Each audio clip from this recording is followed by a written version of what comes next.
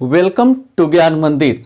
तो चलिए आज के क्लास में हम देखते हैं कि अगर दो से अधिक परिमेय संख्याएं हों यानी रेशनल नंबर की संख्या अगर दो से अधिक हो यानी 3, 4, 5, 6, 7, 8 तो इस परिस्थिति में हम कैसे बड़े छोटे की पहचान करते हैं।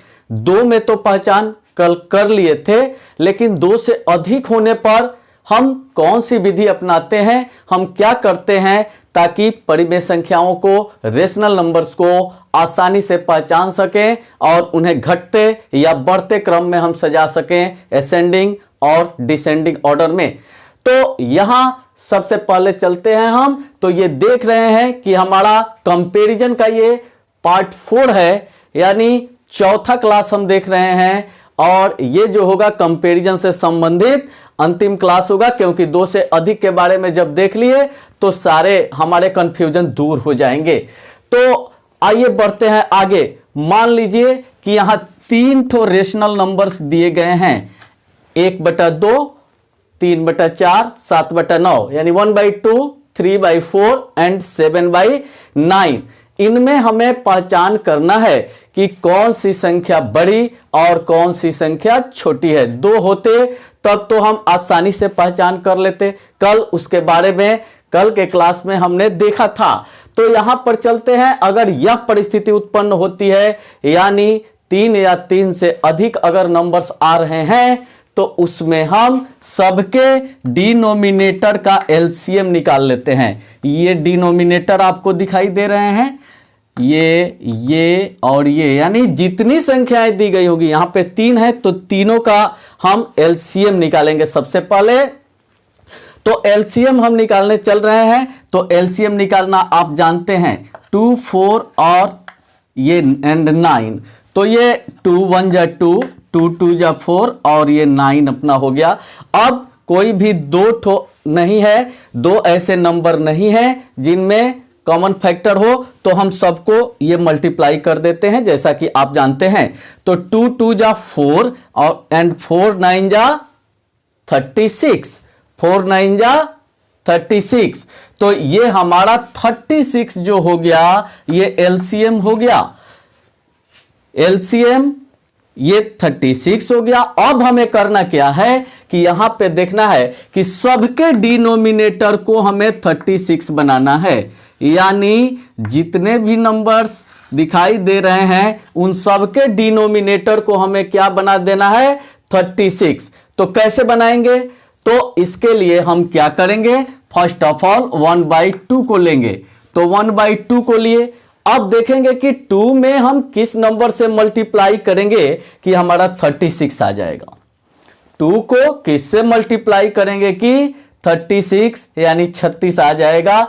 तो हम देख रहे हैं कि यानी 36 को 2 से अगर डिवाइड कर लेंगे तो मिल जाएगा वो नंबर। तो 2 को हम 18 से मल्टीप्लाई कर दें तो 36 मिल गया।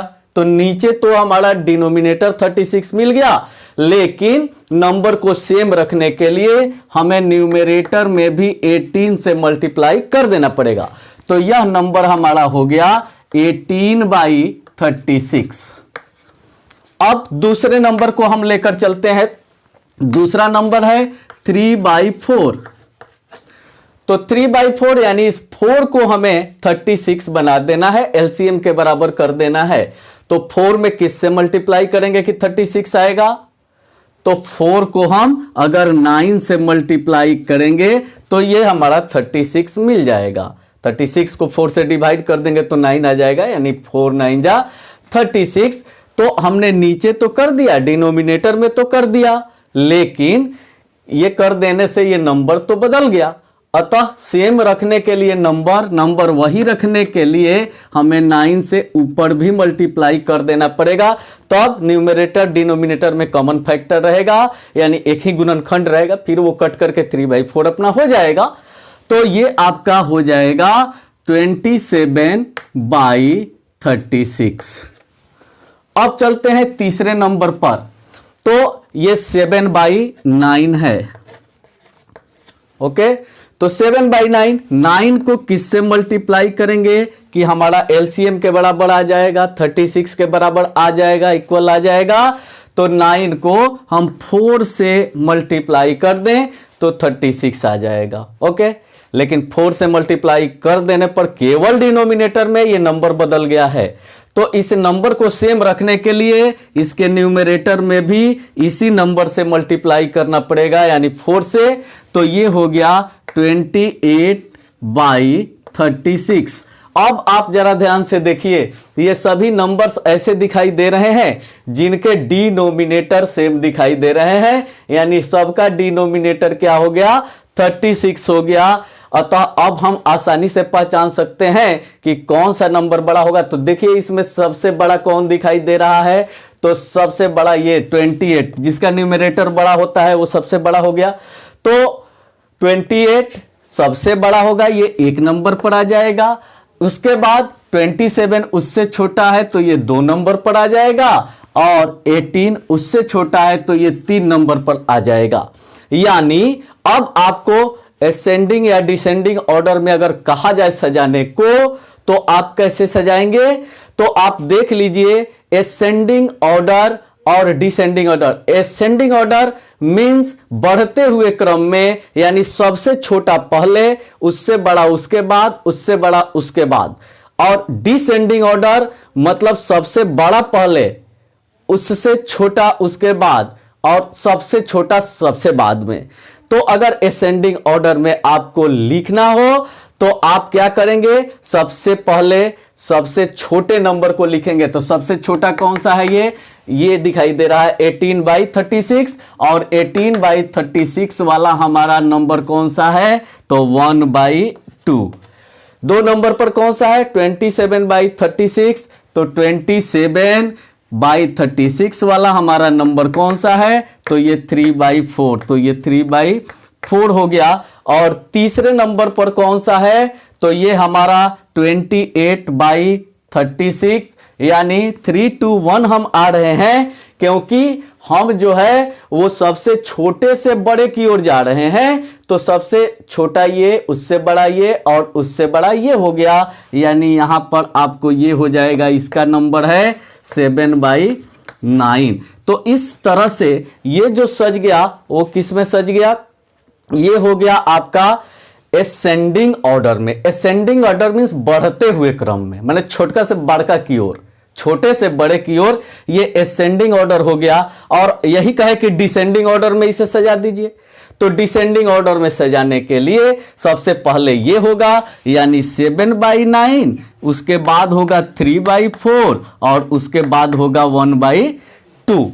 तो इस तरह से हम देख रहे हैं कि कैसे हम नंबर्स को असेंडिंग या डिसेंडिंग ऑर्डर में सजाते हैं। उसके लिए पहले डिनोमिनेटर को सेम किया जाता है, सेम करने के लिए एलसीएम निकालते हैं और सबके डिनोमिनेटर का, और उस एलसीएम के बराबर सभी नंबर्स का डिनोमिनेटर कर देते हैं। ये करने के लिए हमने क्या किया, तो एलसीएम में डिनोमिनेटर से भाग देंगे तो कितना से गुना होगा, ये निकल जाएगा, यानी 2 18 से नीचे ऊपर गुना हो गया तो 36 आ जाएगा। 4 में 9 से ऊपर नीचे गुना हो जाएगा तब 36 आ जाएगा, और 9 में 4 से ऊपर नीचे गुना हो जाएगा तब ये 36 हो जाएगा आपका डिनोमिनेटर। तो सेम डिनोमिनेटर हो जाने पर आपको पहचानना आसान हो जाता है कि जो संख्या जिसका न्यूमरेटर बड़ा हो वो संख्या बड़ी हो जाती है, और जिसका न्यूमरेटर छोटा हो वो संख्या छोटी हो जाती है। तो यहां हमने 3 संख्याओं को लेकर के देखा। इसी तरह से आप 4, 5, 6, 7, 8, 10, 12 कितना भी नंबर आप लेकर के और उसे देख सकते हैं। अब यहां पे एक चीज आपको ध्यान देने वाली है। अब कुछ हम ऐसे नंबर्स ले रहे हैं जिनके न्यूमरेटर बड़े और डिनोमिनेटर छोटे हैं। यानी यहां आपको दिखाई दे रहा है कि ये सभी नंबर्स ऐसे हैं जिनके न्यूमरेटर छोटे और डिनोमिनेटर बड़े दिखाई दे रहे हैं। यानी ये फ्रैक्शंस जो है इसमें कोई इंटीग्रल पार्ट नहीं है। तो चलते हैं हम जरा देख लेते हैं इसी में कि इंटीग्रल पार्ट और फ्रैक्शनल पार्ट क्या होता है और वो कब उत्पन्न होती है स्थिति कि हमें एक पूर्णांक भी मिलता है और हमें एक भिन्नांक भी मिलता है। यानी भिन्न वाला एक बटा वाला भी उसी में रहेगा और एक पूरा पूरा अंक भी उसी में रहेगा। तो चलिए हम देखते हैं। तो वो स्थिति तब आती है जब न्यूमरेटर बड़ा और डिनोमिनेटर छोटा होता है। जब न्यूमरेटर बड़ा और डिनोमिनेटर छोटा होता है तो वो कंडीशन जिसे हमने पिछले क्लास में देखा था, कुछ कुछ चर्चा की थी, लेकिन उस पर भी थोड़ा सा हम चर्चा कर देते हैं इसी क्लास में कि वो स्थिति उत्पन्न होगी तब क्या होगा। तो पहले चलिए वैसे फ्रैक्शन को हम देखते हैं जिसमें एक इंटीग्रल पार्ट होता है और एक फ्रैक्शनल पार्ट भी शामिल होता है। यानी एक पूर्णांक होगा, पूरा पूरा अंक होगा, और एक भिन्नांक होगा, एक बट्टा वाला भी शामिल होगा। मान लीजिए मैं एक नंबर ले रहा हूं 10/3। ये 10/3 जो दिखाई दे रहा है इसका मतलब क्या है, इसका मीनिंग समझिए। अभी तक जितने का मतलब हमने समझा, जितने का मीनिंग समझा, उन सभी में न्यूमरेटर छोटा हुआ करते थे और डिनोमिनेटर बड़े हुआ करते थे। लेकिन यहां पे ये ऐसा नंबर है जिसका न्यूमरेटर बड़ा है और डिनोमिनेटर छोटा है। तो जरा पिछले नियमों के अनुसार अगर इसका हम मीनिंग समझने चले तो देखिए कैसे समझेंगे, या तब कहां पर मामला जो है उलझ जाता है, कहां पर मामला जो है हमारा गड़बड़ हो जाता है। इसको देखिए, अब आप अगर सोचिएगा कि एक चीज का 3 टुकड़ा करके या उसमें से 10 पार्ट ले लेना है, यह संभव है क्या? एक चीज का 3 टुकड़ा कीजिएगा तो उसमें से 10 हिस्सा कहां से लीजिएगा? नहीं मिल पाएगा। तो ऐसा क्यों होता है? क्योंकि यह नंबर जो है पूरा वो 1 से बड़ा है। ऐसा नंबर जिसका न्यूमरेटर बड़ा और डिनोमिनेटर छोटा हो, वो नंबर हमेशा इकाई से बड़ा होता है, 1 से बड़ा ही नंबर होता है। तो आप देखिए कैसे ये 1 से बड़ा है, हम इसे देख रहे हैं। 3 से हम अगर 10 को डिवाइड करें, हम जानते हैं कि डिनोमिनेटर से न्यूमरेटर को भाग दिया जाता है, तो 3 से 10 को हम डिवाइड कर रहे हैं। तो 3 3 जा 9, 3 का 9, और ये 9 हो गया। अब 10 - 9 कितना बच गया? 1। तो ये आपका हो गया पूर्णांक होल, यानी कि ये 3 होल हो गया, और ये 1 जो है रिमाइंडर में बच गया, ये ऊपर लिख दिया जाता है, और इस 3 को जो है वो नीचे लिख दिया जाता है। अब जरा देखिए, ये 3 जो दिखाई दे रहा है, ये पूरा पूरा नंबर, इतना तो हमारा पूरा पूरा आ गया, और ये रिमाइंडर जो बचा उसको जब हम भाग दे देते हैं किससे, तो डिवाइड, जिससे डिवाइड कर रहे हैं उसको क्या कहा जाता है? भाग के प्रश्न में आप जानते हैं कि 3 चीजें होती है, जरा इसको भी आप समझ लीजिए। ये जो होता है जिसमें भाग दिया जाता है, इसको डिविडेंड या डिवाइडेंड कहा जाता है। डिविडेंड इसे कहा जाता है, जिससे भाग दिया जाता है इसे डिवाइजर कहा जाता है। ये जो मिलता है हमें पूरा पूरा अंक, इधर पूरा नंबर जो मिलता है, इसे हम क्वोशिएंट कहते हैं।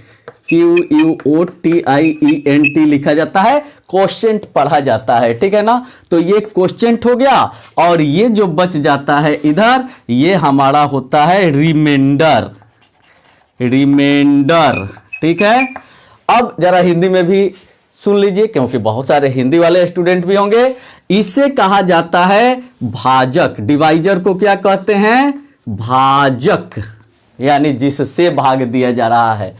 डिवाइडेंड को क्या कहा जाता है? भाज्य, यानी जिसमें भाग दिया जाता है। जिसमें भाग दिया जाता है उसे भाज्य कहा जाता है। इसे क्या कहा जाता है क्वोशिएंट को? तो इसे कहा जाता है भागफल, ठीक। और जो बच गया नीचे रिमाइंडर, उसी को हिंदी में कहते हैं शेष, या शेषफल भी कहा जाता है। तो ये जो होते हैं एक भाग के प्रश्न में जो होता है, जब किसी एक नंबर को दूसरे से हम भाग देते हैं, डिवाइड करते हैं, तो ये सभी नंबर्स जो मिलते हैं आप उनको देख रहे हैं कि उनका एक विशेष नाम है, और वही सब नाम यहां पर बताए गए हैं। तो अभी हमने भाग दिया तो ये हमारा मिला 3 पूरा पूरा, रिमाइंडर ऊपर चला जाता है, यानी शेष ऊपर चला जाता है, और आपका डिवाइजर जो होता है वो नीचे चला आता है। तब अब चलिए हम समझते हैं इसका मतलब। देखिए यहां ध्यान से, 3 पूरा पूरा यानी इंटीजर के रूप में आ गया तो इसे कहा जाता है इंटीग्रल पार्ट। क्या कहा जाता है? इंटीग्रल पार्ट यानी पूर्णांक वाला हिस्सा। ठीक है, पूर्णांक वाला हिस्सा हो गया। और ये जो है हमें फ्रैक्शन के रूप में दिखाई दे रहा है, भिन्न के रूप में, बटा के रूप में दिखाई दे रहा है, तो इसे कहा जाता है भिन्नांक हिंदी में। और अंग्रेजी में पूर्णांक को क्या कहा जाता है? इंटीजर। और इंटीजर से बना है इंटीग्रल पार्ट, यानी ये पूरा एक नंबर है, ये पूरा मिला करके एक ही नंबर है। और ये पूर्णांक वाला जो इसका एक हिस्सा है, एक टुकड़ा है, इसे इंटीग्रल पार्ट के नाम से जानते हैं। और जो भिन्न वाला हिस्सा है, जो बटा वाला हिस्सा है, इसे हम भिन्नांक के नाम से जानते हैं। तो यहां पर हमने देखा कि अगर न्यूमेरेटर बड़ा और डिनोमिनेटर छोटा हो तो वो नंबर हमारा इस स्थिति में आ जाता है। अब 3 होल 1/3 को लेते हैं तो इसका तो मीनिंग हम समझ जा रहे हैं कि यह हमारा पूरा पूरा 3 है। और 1/3 का मतलब कि 3 को पूरा पूरा लेकर और उसके बाद अगला एगो में से, अगले वाले एक में से 3 टुकड़ा करके और एक ले लेना है, 3 बराबर हिस्सा करके एक ले लेना है। मान लीजिए इसे हम लाइन पर दिखा रहे हैं, नंबर लाइन पर ध्यान दीजिएगा। तो 0 ये हो गया, यहाँ 1 हो गया, ये 2 हो गया, और ये आपका 3 हो गया, और यहाँ आपका 4 हो गया। ध्यान से देखिएगा। तो चलिए 3 तो पूरा पूरा हमें ले लेना है, तो 1 2 3 यानी 3 तक हम ले लिए। और उसके बाद और उसमें कितना ऐड है जी, कितना उसमें और शामिल है? तो 1/3 यानी 3 के बाद वाला जो पार्ट है इसमें से 1/3 यानी 3 टुकड़ा करना है बराबर बराबर, एक हिस्सा ले लेना है। तो 3 टुकड़ा, 1 2 लाइन खींच दिए छोटा छोटा, तो ये 3 टुकड़े में विभाजित हो गया, 3 पार्ट में डिवाइड हो गया। और 3 में से कितना आपको ले लेना है? तो 1 ऊपर वाला जो है बताता है कि कितना हिस्सा लेना है। तो आपका 1 यहां से बढ़िएगा, 1 पार्ट तो यही पार्ट मिल जाएगा, यानी ये हो गया आपका यहां से लेकर यहां तक। ये आपको बतला रहा है क्या चीज? 3 होल 1/3, 3 पूरा पूरा और 1 में से 1/3 हिस्सा, यानी 3 टुकड़ा करके और 1 टुकड़ा उसमें से ले लिया गया। तो आपने देखा कि जब किसी नंबर का न्यूमेरेटर बड़ा और डिनोमिनेटर छोटा होता है तो उस कंडीशन में जो होता है उसमें जो होता है एक पूर्णांक शामिल होता है और एक भिन्नांक शामिल होता है। पूर्णांक वाले हिस्से को अंग्रेजी में इंटीग्रल पार्ट कहते हैं और जो भिन्नांक होता है उसे हम फ्रैक्शनल पार्ट कहते हैं। ये हमारा है फ्रैक्शनल पार्ट। ठीक, तो ये फ्रैक्शनल पार्ट हो गया हमारा और ये इंटीग्रल पार्ट। ये भी कंसेप्ट आपको याद रखना चाहिए, माइंड में हमेशा ये बात रखनी चाहिए। ठीक है, तो इस स्थिति में अब मान लीजिए कि अगर इस तरह के 2-3 रेशनल नंबर आपको दिए गए हैं, 10 20 50 100 1 लाख कितना भी दिया गया हो, तो आप उसमें कैसे पहचानेंगे? मान लीजिए एक है 10/7, एक है 9/4, एक है 2/3, एक है 8/3। तो इसमें आप कैसे पहचानेंगे कि कौन बड़ा और कौन छोटा है? प्रोसेस ये है, समान है। सबसे पहले हम क्या करेंगे इसे ध्यान से देखिए। फर्स्ट ऑफ ऑल हम करेंगे ये कि इसे जो है हम 10/7 में न्यूमरेटर बड़ा डिनोमिनेटर छोटा दिखाई दे रहा है, तो इसे पहले हम मिक्स फ्रैक्शन में बदलेंगे, यानी भाग दे करके हम ये मिक्स फ्रैक्शन यानी इंटीग्रल और फ्रैक्शनल पार्ट को अलग अलग कर लेंगे इसमें। तो ये क्या होगा, 7 से अगर हम डिवाइड करें 10 को तो 7 1 जा 7, ठीक है ना। तो ये हो गया आपका 3, तो 1 होल 3/7 ये आपको दिखाई दे रहा है। ठीक है, तो 1 होल 3/7 ये हो गया, तो 1 3/7 इसका मतलब ये हो गया। ठीक है, 9/4 है, तो 9/4 4 से डिवाइड करेंगे 9 को, 4 2 जा 8, एंड 1, तो 2 होल 1/4, 2 1/4। ओके, इसके बाद 2/3 है, तो 2/3 का न्यूमरेटर छोटा है, तो ये केवल फ्रैक्शनल 1 से छोटी संख्या है, ये 1 से स्मॉल है ये, इसलिए ये जो होगा हमारा मिक्स फ्रैक्शन में, मिश्र भिन्न में नहीं बदलेगा। 8/3 है, तो इसको हम चेंज कर सकते हैं। तो इसे हम चेंज कैसे करेंगे, 3 से 8 को डिवाइड करेंगे, 3 2 जा 6, 2 बच गया रिमाइंडर, तो 2 होल 1/3। ओके, 2 होल 2/3 हो जाएगा। ठीक है, तो ये आप देखिए अब 2/3। अब इन सभी पर जरा हम ध्यान देते हैं, इन सभी को हम बारी बारी से देखते हैं कि किसका क्या कंडीशन है। तो सबसे पहले देखिए, जिसका इंटीग्रल पार्ट सबसे बड़ा होगा वो संख्या सबसे बड़ी होगी। ये बात तो समझ रहे हैं। पूर्णांक पूरा अंक जो है जिसका अधिक होगा वो तो देख लेंगे कि सबसे बड़ा पूर्णांक कौन सा है। तो यहां दिखाई दे रहा है कि इसमें भी जो है हमारा पूर्णांक 2 है और इसमें भी जो है हमारा पूर्णांक यानी इंटीग्रल पार्ट जो है वो 2 है और यहां पर आपको 1 दिखाई दे रहा है। तो ये तो छोटा होगा इन दोनों से निश्चित रूप से, लेकिन इसमें अगर इंटीग्रल पार्ट बराबर हो गए यानी पूर्णांक बराबर हो गए तब इसमें क्या किया जाएगा, तब हम इस भिन्नांक पर ध्यान देंगे यानी फ्रैक्शनल पार्ट पर ध्यान देंगे कि इस फ्रैक्शनल पार्ट की क्या स्थिति है, इसमें कौन बड़ा और कौन सा छोटा है, इस चीज को हम देखेंगे। तो ये 1/4 एक चीज का 4 टुकड़ा किया गया और 1 लिया गया है और इसमें से एक चीज का 3 टुकड़ा करके और 2 ठो ले लिया गया। तो एक चीज का 4 करके और 1 लेंगे वो ज्यादा मिलेगा कि एक चीज का 3 टुकड़ा करके और 2 ले लेंगे वो अधिक मिलेगा। तो निश्चित रूप से देखो जरा, ये 4 टुकड़े कर दिए गए एक चीज का, इतना ही बड़ा लिया गया, ये इतना ही बड़ा, इसके नीचे ले रहे हैं ताकि आपको आसानी हो। ठीक है, देखिए अब देखिए ये 4 टुकड़े हो गए 1 2 3 4।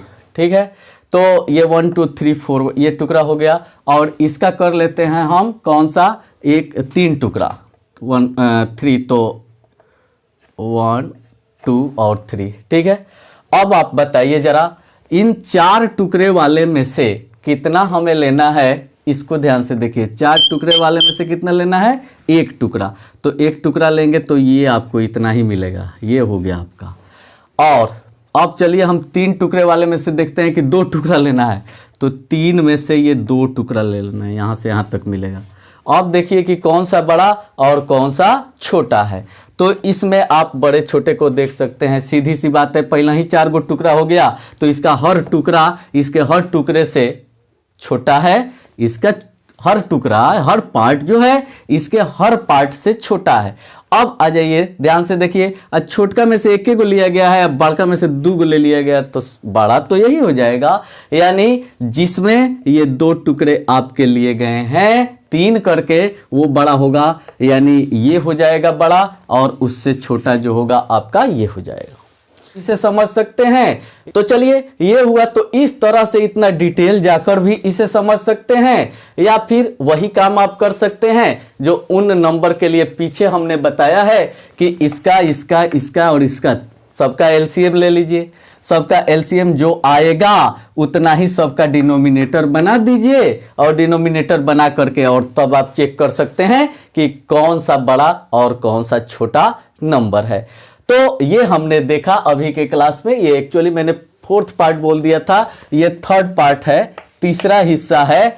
और ये तीसरे पार्ट में हमने देखा कि हर तरह के नंबर को, हर तरह के रेशनल नंबर को बारी बारी से डिटेल स्टडी किया और सबको देखा कि कैसे कंपैरिजन, कैसे तुलनात्मक अध्ययन हम करते हैं, बड़े छोटे की पहचान कैसे करते हैं। ओके, तो फिर मिलते हैं अगले वीडियो में एक अगले नए टॉपिक के साथ, तब तक पढ़ते रहिए।